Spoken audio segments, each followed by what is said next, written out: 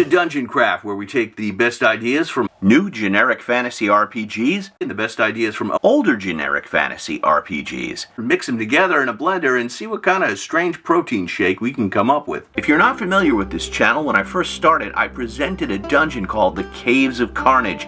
Today, I present the sequel, the Reviled Society. An urban low fantasy campaign based on no existing IPs whatsoever. Feel free to adapt this content as you like. If you want copies of my notes and want to watch live play videos with my players, you can sign up for Dungeon Craft Patreon. Or you could just screenshot the material and copy it into your own notebook for free. The action revolves around three warring merchant families, the Weissbiers, the Rotimus, and the Munchburger families. Each family has a patriarch and sons or daughters underneath them, as well as captains and soldiers. Each family is aligned with a street gang who do their dirty work. The Skulls work for the Munchburgers. The Snake Gang works for the Weissbiers. The Dead Rats serve the Rotimus family. The Reviled Society is a secret criminal organization run by Anton Rotimus. The society is organized into cells. Members wear masks and meetings are held at different locations. So if a member is captured and interrogated, they can't reveal that much. The society is comprised of merchants, tradesmen, lower-ranking nobles, Dead Rat members, even members of rival gangs. The society rules through threats and intimidation and is spoken about in whispers. In addition to the Dead Rats in the society, Rotimus also has a secret connection to the Ratmen who live beneath the city streets. He is their distant relative. To create the Sessions conflict, I roll the 3d12 and 2d6 and consult the random urban scenario generator in my notebook. You can get it on Patreon. It gives me an object, an antagonist, a location, a time limit, and a reward. At the end of every session, I present my players with two potential missions which I generate randomly. And they're all playing gang members, mostly rogues, and they choose between them, which gives my campaign a sandbox feel. They have autonomy, they can choose to go where they want, but they have to tell me in advance and they can't change their mind. That way I can spend the next week or two prepping all the encounters in the stat blocks. This allows them freedom, but gives me adequate prep time. In the first episode, the characters had to procure a holy relic, a saint's mummified finger, from a warehouse controlled by the Dead Rats. The second mission is to infiltrate a ruined tower and get a chunk of moonstone from some evil alchemists who are turning it into a drug called Moon Snow for the Reviled Society. I've said it before, but it bears repeating. The amount of prep time you spend plotting as a game master is in no way commensurate to the amount of fun your players are going to have. So don't drive yourself nuts trying to think up plots. Let the dice do the work. These charts can create thousands of different scenarios in just minutes. And if you do find this content useful, please consider subscribing to the channel. I do news and analysis, but also a lot of this type of content where I give game master advice, walk you through scenarios, and make it easier for you to run a game of any fantasy tabletop RPG. A lot of people like doing session 0. I've been playing with the same people for 30 years, so I don't really do that. Instead, I just send them a group text before the game, and I say something like, I'm thinking of running a limited edition campaign, 3 sessions. It's sort of Medieval Gangs of New York meets Ocean's 11. Are you interested? And if they are, great. And if not, we'll see in a few weeks. This is a great way to introduce new people to role-playing and try out new game systems. Maybe you want to try out Blades in the Dark or my own Deathbringer, available at Drive-Thru RPG at the link below. Your players might be resistant to new games, but if it's a limited edition, they might think, okay, I'll try that out for a couple of weeks. So the players will start texting me their character ideas. I like to collaborate within reason. Like, you gotta operate within the parameters of the general tone of the campaign. Everyone's gotta be a thief, and everyone's gotta be human. I want to run a grounded game, much like Fritz Leiber's Lankhmar, where there is magic and wizardry, but it's sort of rare and dark. If I were running Old School Essentials, everyone would be required to play a thief. Blades in the Dark has several different types of thieves. Deathbringer has the Scoundrel. I also require each player to have 2 characters, a regular and a backup, just in case they die, because in my game, with death at 0 hit points, that's a real possibility. And now for the Game Master question of the ages, the one that has been the subject of countless Reddit posts, message boards, and forums. How do you begin a campaign somewhere else besides a tavern? I don't know. Make your players figure it out.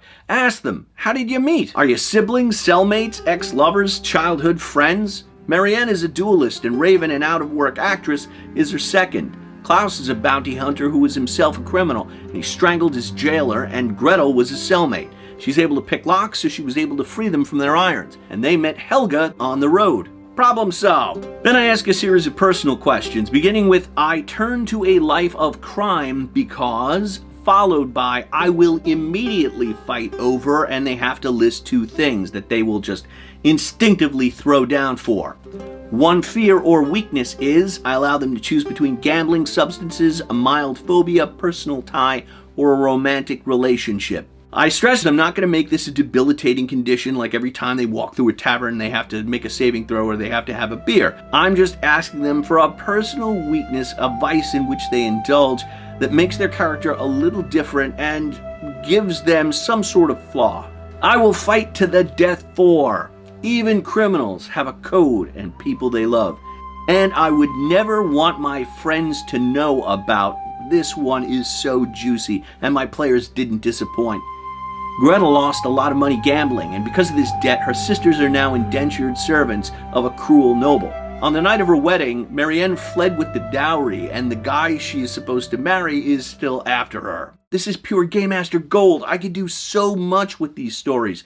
And I give each player a little notebook in which they can write their answers down. They can also use this to keep track of NPCs and plot threads. And at the end of every session, I collect it and go through it. And one of the things I look at is what ideas do the players think are interesting? That's where I can pull ideas and build adventures from. Which brings us to scenarios. I like to have a very simple scenario with just a couple of encounters so the players get used to playing these characters, and if you got new players, they can find out how the dice work. I began the Veiled Society by having this newly created crew meet with a contact who sends them on a mission to recover contraband from a warehouse run by a local street gang. There are 10 to 12 gang members, so a direct assault is out of the question. They need to use stealth, cunning, guile, and role-playing to get what they want. This allows my experienced players an opportunity to try out these characters, create voices, and start working with one another. How are they going to get into the warehouse? I don't know. That's not my job. That's their job. A lot of game masters think of themselves as storytellers, but I prefer to consider myself a conflict designer. I create conflicts, but I don't need to know how the players figure their way out of the conflicts. That is where the story emerges, and that is their department. My job, as I see it, is to provide an objective location, antagonist, and time limit. Players drive the action with their decisions. I never know what my players are going to do. Maybe they'll kill the villain, maybe he escapes, maybe they'll live, maybe they'll die. That's up to them and the dice. So why plan further than the next session? If I did, I might be tempted to steer the game toward my preferred conclusion, but I don't want to do that. I want to be just as surprised as the players.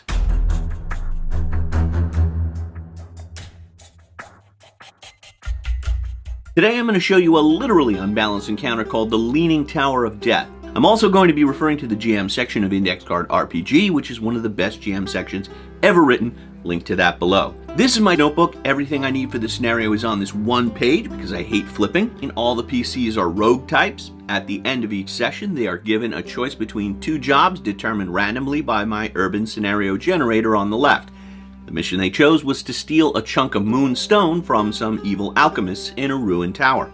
The alchemists are synthesizing the moonstone into a drug called moon snow for a secret criminal organization called the Reviled Society. The tower is located in a rundown section of the city. The characters have to get through a fence, guard dogs, and gang members. Now, how the players are going to get around these dogs, I don't know. I just create the conflicts, and it's their job to solve them. Actually, they found a way to deal with the dogs very efficiently.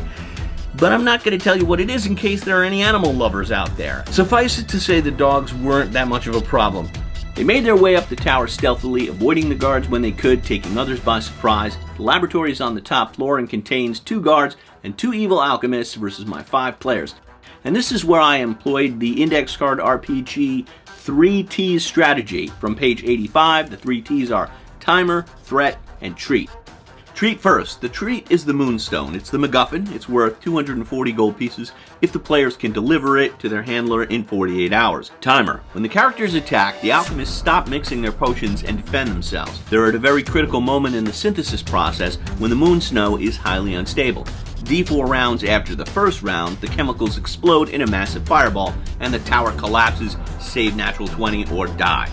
I describe the chemicals as glowing and throbbing and bubbling out of the beakers. I tell the players clearly, unless the alchemists complete the synthesis process, this room will explode in D4 rounds starting next round. Because if you're going to blow up characters, they should be crystal clear that this is a possibility. The threat.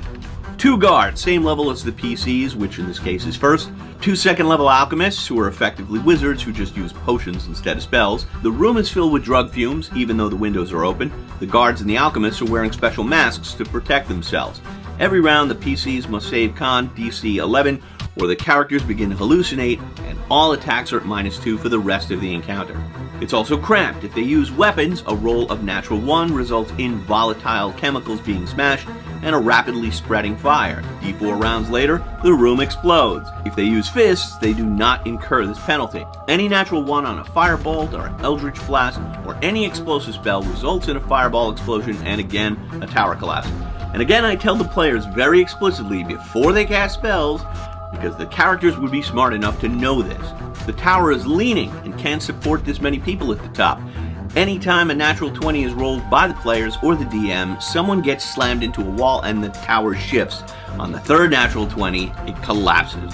And each alchemist has D4 potions and they can throw 1 per round. The first type is acid. The initial attack is not against the character, but the character's armor, which is DC 11. A successful hit means the armor disintegrates, leaving the PC with armor class 10. If the PC has no armor, the potion acts as the spell Acid Arrow. 2. Potion of Hallucination. Con save DC 15, or the character believes they're being attacked by a flock of bats and they attack themselves. Roll to hit normally until another character spends a round slapping some sense into them.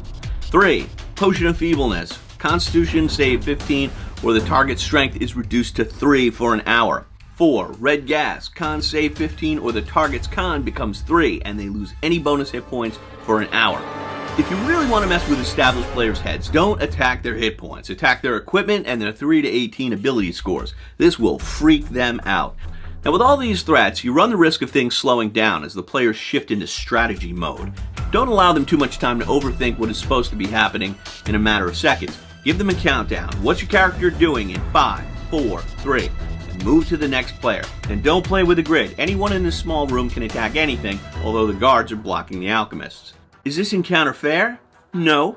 But the alchemists are smart, prepared, and they know how to fight dirty. These people aren't standing around waiting to be killed. They're intelligent, vicious criminals, and that's how I play them.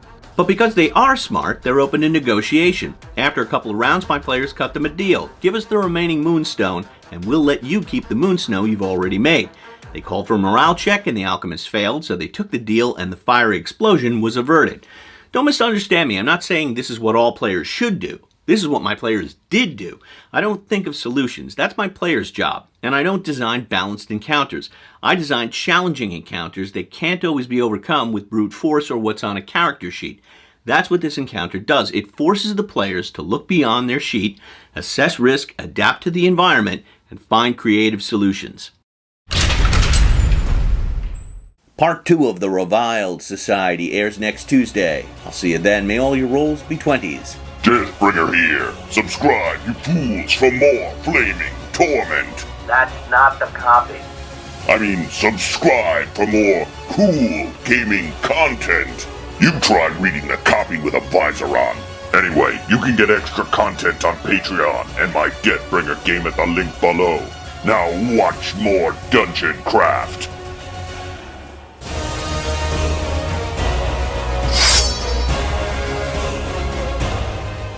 Welcome to Dungeon Craft. I'm Professor Dungeon Master, and this channel is about playing the ultimate game of D&D and other tabletop role-playing games. And I'm Deathbringer. Level up your game by subscribing and click the bell icon to be informed when we upload new content. This is the second episode of my Reviled Society campaign. I spend the first 2 sessions establishing the 3 competing merchant families, the Rodimus, Munchburger, and Weissbier families.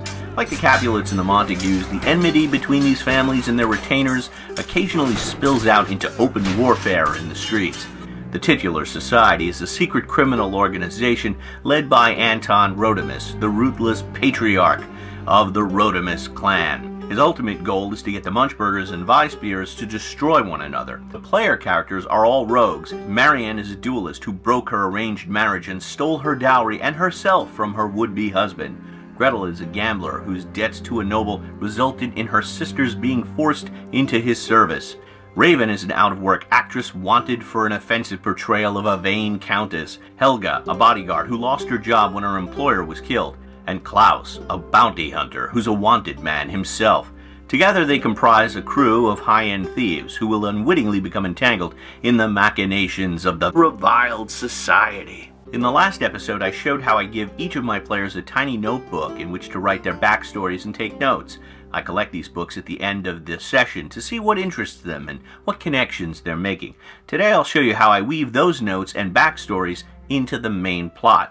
And if you do enjoy this content, I invite you to subscribe. It's how YouTube lets other people know this channel exists. And special thanks to all the patrons who make this content possible. Running any YouTube channel is difficult, but it's especially difficult to paint and photograph teeny-weeny little models, and that's only possible with the generosity of the patrons who have purchased this camera equipment. So thanks to them. On with the show. So today I'm going to walk you through a scenario composed almost entirely of social encounters. I'll show you my notebook, how I plan, and how I keep my players on track. To run a social scenario, you need 3 key elements. 1. Location. A treaty negotiation, diplomatic dinner, garden party. In this case, it's a masquerade ball. 2. A clear objective.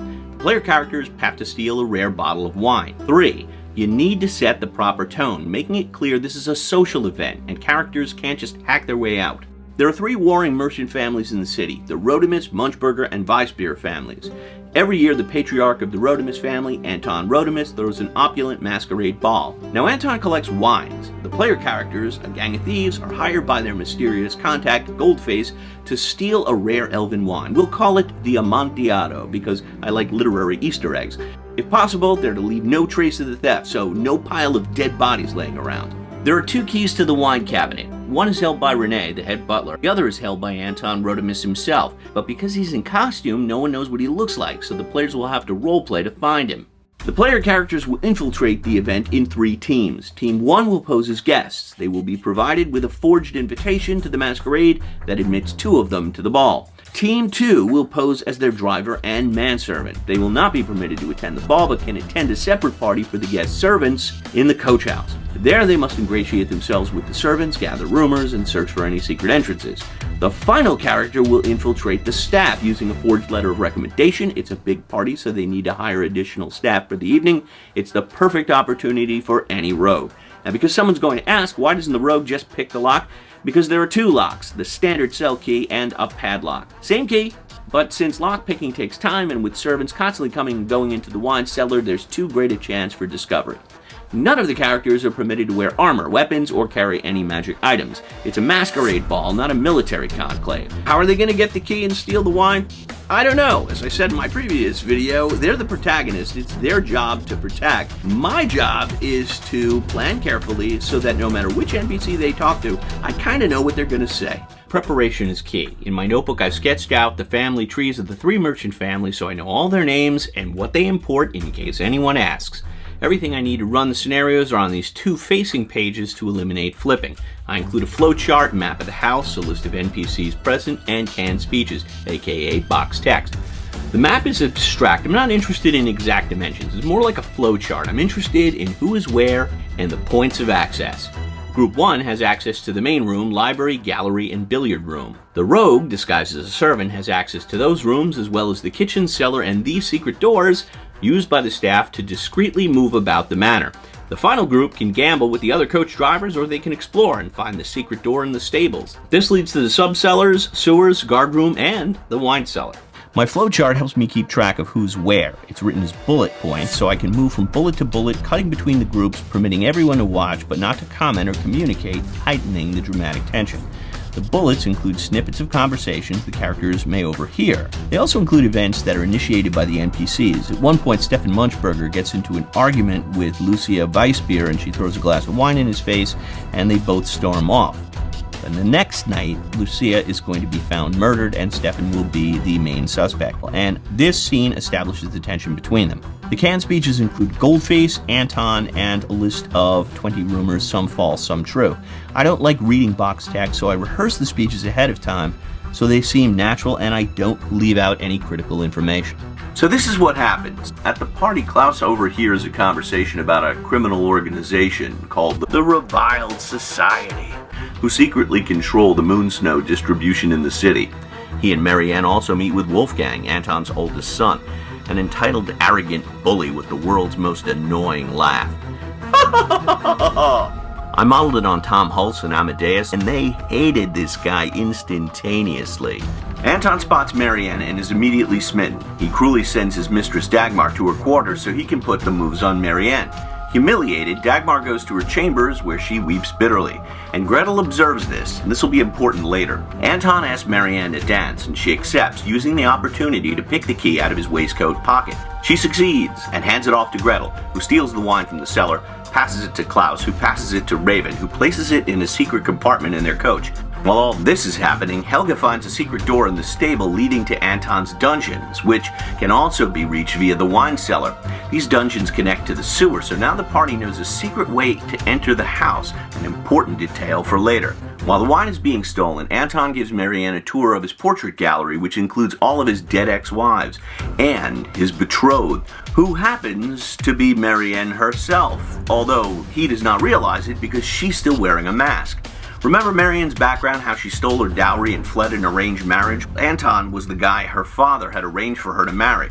Her father, although a minor noble, is deep in debt. Anton is rich, but not nobility, so the marriage benefits them both. Marianne's father commissioned her portrait and sent it to Anton as an engagement gift. Anton reveals his fiancée escaped before he ever met her, but he has bounty hunters chasing her, and it's only a matter of time before he catches her and makes her pay. Now my players are squirming with tension because they've unwittingly brought Marianne to the guy she's supposed to be escaping, a plot I took from my player's background and her little notebook. Marianne asks Anton for one last dance, during which Gretel slips her the key and she returns it to Anton's pocket without him ever realizing it was gone. Then she excuses herself and bolts with Klaus, Raven, and Helga just before the midnight unmasking. The crew delivers the wine to Goldface and gets their reward, except Gretel, who stays behind to comfort a weeping Dagmar, who tells her sad story. Her father was a merchant who owed Anton an enormous amount of money, so Anton took Dagmar as collateral.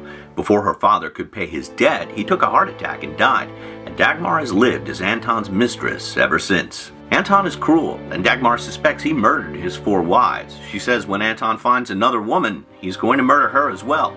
And when he dismissed her to dance with the beautiful Marianne, she realized her time was running out.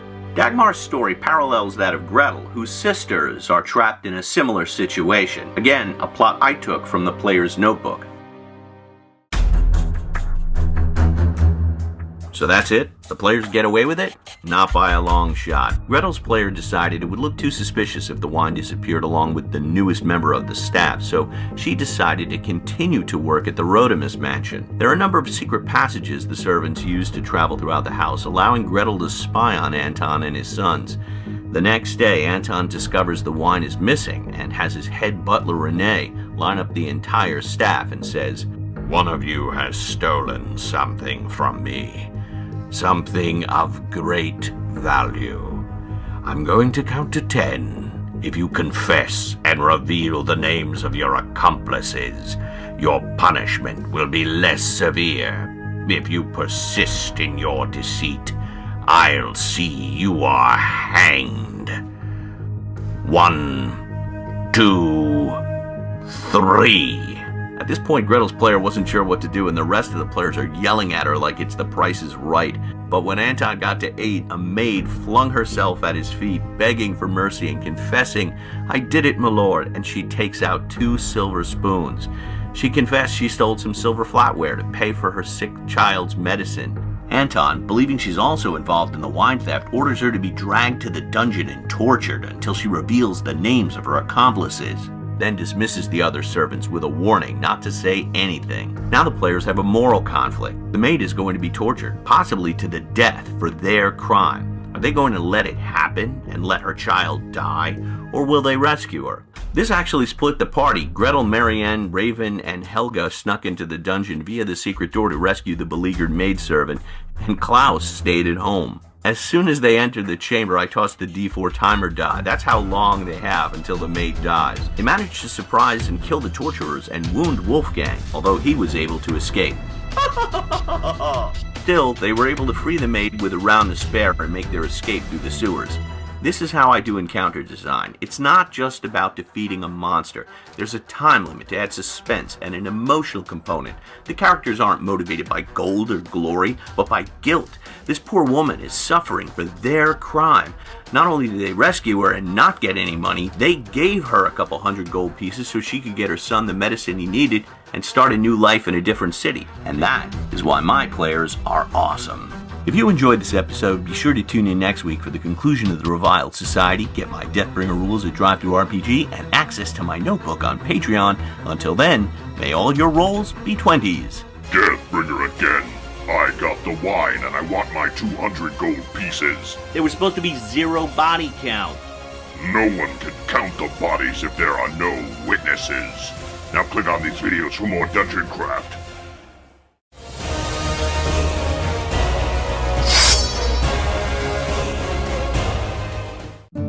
This is the third episode of the Reviled Society. The characters are a gang of thieves: Marianne, a duelist; Gretel, a spy; Raven, a thief; Helga, a bodyguard; and Klaus, a bounty hunter.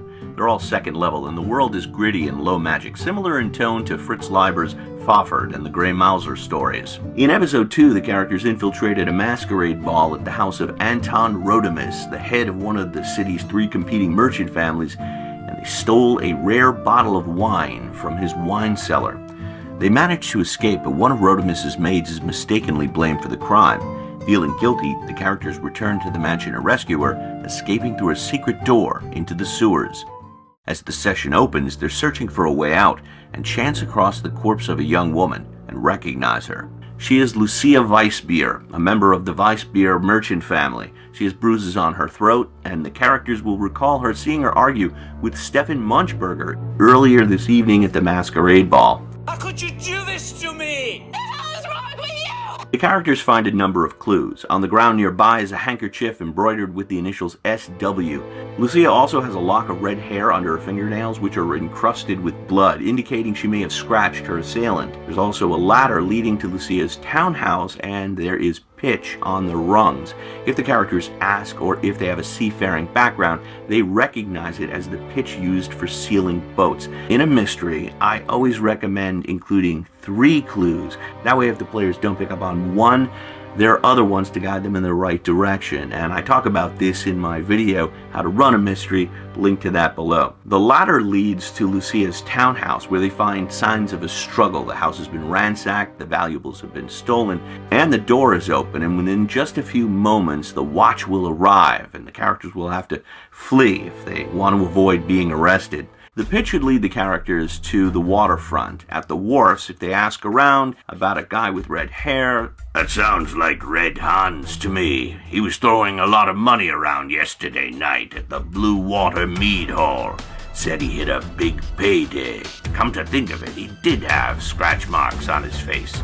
Said his girlfriend got mad at him. He was with Scabs and a local girl, Itchy Kate." I never ask for social roles or charisma checks if the players ask the right questions or throw a lot of money around. Deathbringer here. Subscribe to the channel and let us know you enjoy this type of quality content. Otherwise, we'll resort to cheap clickbait like, "Will Disney buy Wizards of the Coast? Is this Gary Gygax's lost 2nd edition manuscript? And is Matt Mercer going to replace Sam with Joe Manganiello on Critical Role? Don't make us do it." As the characters walk to the Blue Water Mead Hall, they chance across a large crowd. The authorities are fishing out a body floating face down in the water, and guess who it is? Red Hans. Red Hans' body is bloated, but the characters can still find 3 clues. He has a scar on his cheek where Lucia gouged him. He has long red hair matching the strand from under Lucia's fingernails, and a faintly recognizable purple hooded tattoo on his forearm. And these clues are enough to let the players know they're on the right track.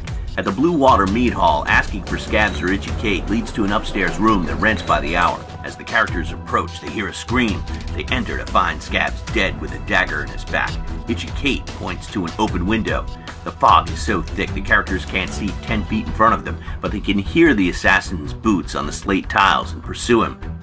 I give the characters just seconds to decide if they're pursuing him. Yes or no. 5, 4, 3, The fog and roof lines make it impossible to use ranged weapons and spells. The only way to catch the assassin is to pursue on foot. I frequently get asked about chase mechanics. I simply have the assassin and the players make a series of increasingly difficult DC checks as they scramble across the rooftops and jump from one roof to the next. The first is 8, then 10, 12, and 15. I narrate the effect of the jump. If they barely make it, I describe them sliding around, struggling to maintain their balance, and roof tiles coming loose.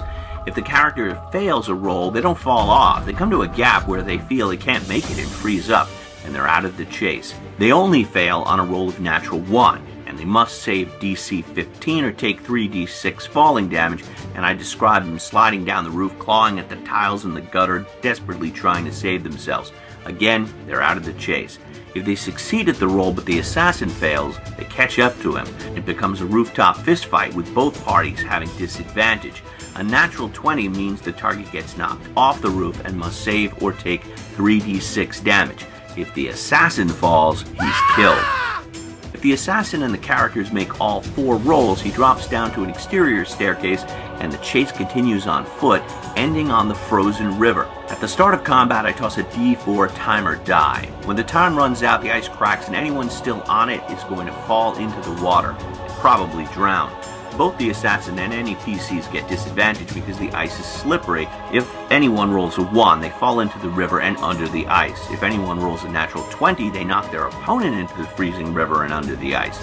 In my case, Klaus the bounty hunter rolled a natural 20 and the assassin drowned, taking all of his secrets with him. Searching Scab's corpse reveals 3 clues: a scrap of paper with Lucia Weissbier's address on it, his boots have dried pitch on them, and he has a Veiled Society tattoo on his arm. Again, always give 3 clues, and I don't require players to make perception checks. If they say they're looking at the boots or they're looking at this person's forearm, I allow them to find the clue. The next day, Stefan Munchberger is arrested for the crime, and violence between the Munchberger and Weissbier families breaks out in the middle of the street into open warfare, and characters find themselves in the middle of a huge riot. Eventually, the Watch arrive and start clubbing everyone, and during the riot, an agitator leads a few veiled ones on an assassination attempt on the characters. The characters beat them off, the agitator ran and ended up in another foot chase, which was similar to the rooftop chase, and I rolled a 1 for the agitator, so he fell off a bridge and broke his leg, and the characters were able to interrogate him. The agitator is Johann Brunner, an anthropology student whom the players may have previously encountered in the Caves of Carnage. Brunner deals moonsnow to other students, and that's how he was recruited into the Veiled Ones. At first, he refuses to talk, accusing the PCs of being fascist puppets of the ruling class, so they stepped on his broken leg until he revealed everything he knows. 1. The Reviled Ones have infiltrated every social class. They are everywhere, watching everything, or at least that's what he thinks. 2. The society is organized into independent cells, so other members can't identify one another. Meetings are rare and always held in different locations. If approached by a member of the society with an order, that member is expected to carry it out without question. And 3. Brunner was given the characters' descriptions and ordered to give them a severe beatdown and given a squad of goons to do it. The thing with planting clues is, again, there has to be 3 clues, so in case the characters miss one, there are always other clues. And they don't have to solve everything exactly. They have to be what I call directionally accurate. In other words, they strongly point in a direction for the player characters. The players have to give it their best guess. Not everything is going to fit together absolutely perfectly. And sometimes in a mystery, assassins are just going to come out to kill the player characters. Like, the bad guys are going to be moving against them too. This is a Raymond Chandler technique. He famously said in a mystery, if you don't know what's going to happen, have someone kick down the door and start shooting and figure out why they were shooting later. At this point, the characters felt they had enough information to approach the Munchbergers and the Weissbier families and arrange a sit-down, at which they revealed their theory that someone set up Stefan to look like he was the murderer, to pit the families against each other, and they suspect the Rodimus family is behind it, and they are somehow connected to the Veiled Ones. Stefan, who's languishing in a prison cell awaiting execution, can confirm the handkerchief is his, but he lost it at the masquerade ball. The Duke who rules the city has given the Munchbergers and Weissbier strict orders not to attack one another, so both families hire the PCs to put an end to the Reviled Ones. And that's how we begin the final session.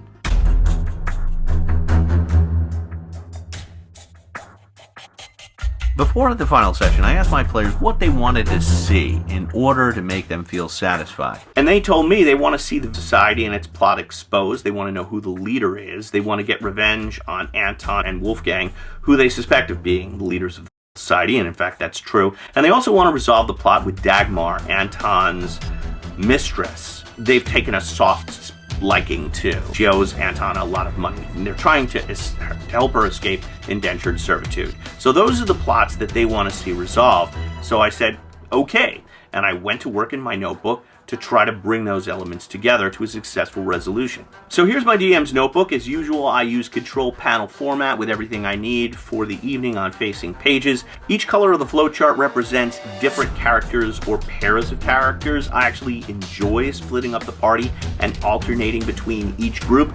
There are 3 different plot lines that dovetail to a conclusion where all the characters participate on a raid on this Moonsnow production facility where street urchins have been kidnapped and forced to package the drug under brutal conditions.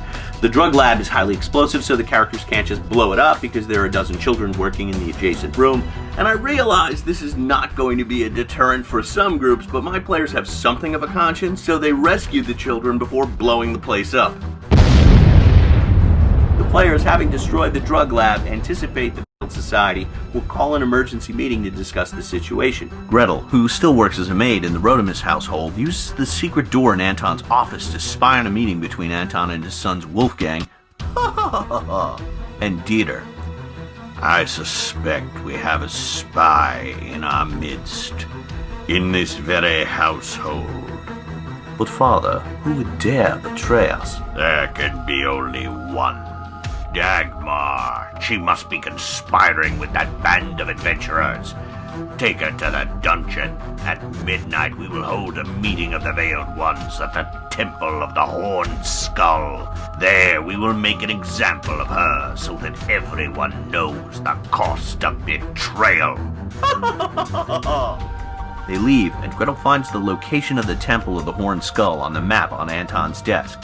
Now the PCs know where the Veiled Ones will meet and when, and there's a time limit. They have to act quickly in order to save both Dagmar and Stefan Weisbier.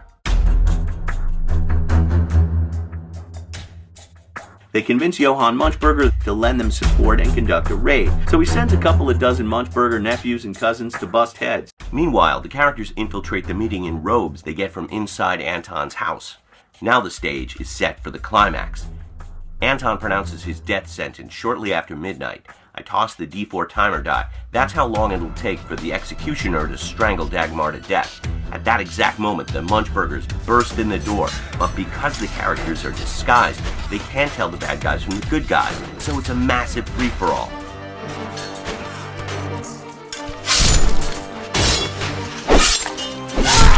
With moments to spare, Gretel and Raven take out the executioner with a backstab and rescue Dagmar from certain death. Anton and Wolfgang, seeing the battles going against them, flee through a secret door and into the sewers. Marion tracks them down and duels Wolfgang in a saber fight. Finally, Marianne lands a killing blow, and he sinks into the sewage. As his hand kind of disappears out of sight, much to the cheers and applause of my happy players. But at the same time, Anton got away. The die rolls were against him, and he was able to escape, which again, I didn't plan. But that's okay, he can return to plague the characters in a sequel campaign. I never know how a session exactly is going to end, and I allow the players to dictate where we're going next. This way, the possibility of a sequel is always open, but the players have autonomy, and they can choose what we're going to play. So how does it end? The authorities determined Wolfgang was probably the head of the Veiled Ones and the architect of Lucia Weisbier's murder. Anton claims he had no knowledge of any such organization, and without any evidence linking him to the crimes, he lives to fight another day. The Weisbier and Munchberger families make amends, and the charges against Stefan are dropped. The player characters set up Dagmar with a new identity in another town, far from Anton's clutches. But they vow to stay in the city, determined to pursue Anton and his nefarious schemes until he is defeated once and for all. If you want more Reviled Society content, check out Dungeon Craft Patreon to see bonus content, get access to my GM's notebook. Hi, I'm Veronica, and I play Gretel. And I'm Marie and I play Marianne. And you can watch us play the Reviled Society live on Patreon. And you can get my House Rules Deathbringer at the link below. Thanks to the patrons who make this content possible. We'll see you soon. May all your rolls be 20s. And now for my favorite part of the show, the rap party. If you want to be as irresistible as me, click on the link below and get a Deathbringer t-shirt and watch more Dungeon Craft.